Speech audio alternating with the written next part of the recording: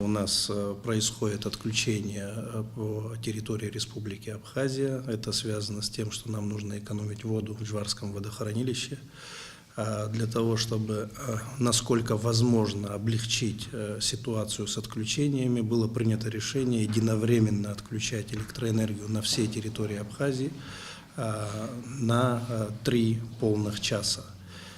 К сожалению, большому, когда происходят такие отключения и при включении последующем по высокой нашей стороне, по магистральным линиям этой же электроэнергии, зачастую бывает так, что на низкой стороне, то есть от больших подстанций до уже потребителей, происходят аварии, потому что оборудование оно условно остывает, и, соответственно, когда под такой серьезной нагрузкой включается все это оборудование, иногда выходят из строя, те или иные электротехнические агрегаты и оборудование.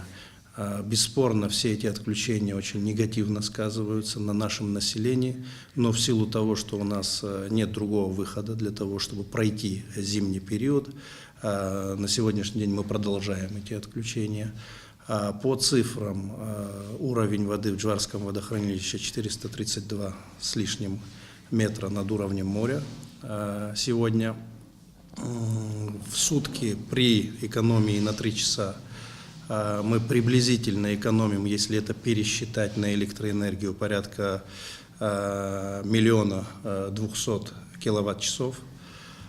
Соответственно, так же, как мы и комментировали ранее, конечно же, мы ждем перетока из Российской Федерации для того, чтобы компенсировать те дефициты, которые есть. Находимся в режиме ожидания в этом отношении. И хочется, конечно, обратиться к населению.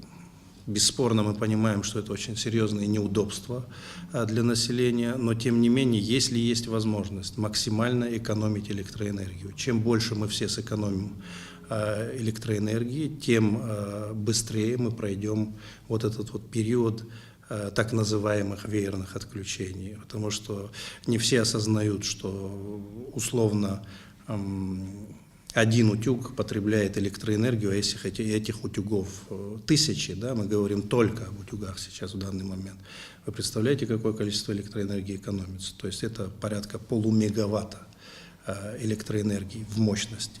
Соответственно, экономия каждого нашего гражданина все равно сказывается на экономии воды в Джварском водохранилище. Как только будет информация по перетоку из Российской Федерации, конечно же, мы прекратим эти веерные отключения, обязательно сообщим через СМИ нашему населению о том, что ситуация на тот момент стабилизировалась.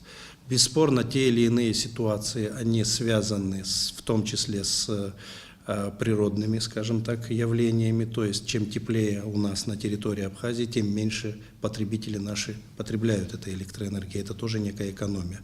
Но параллельно с этим мы в том числе еще зависимы от той погоды, которая ежедневно в районе Джварского водохранилища и от изменения этой погоды. То есть в случае, если там будет потепление или будет идти условно дождь, а это горы, то, конечно же, приток воды в водохранилище будет увеличиваться. На сегодняшний день приток 25 кубов в секунду, это достаточно низкий приток.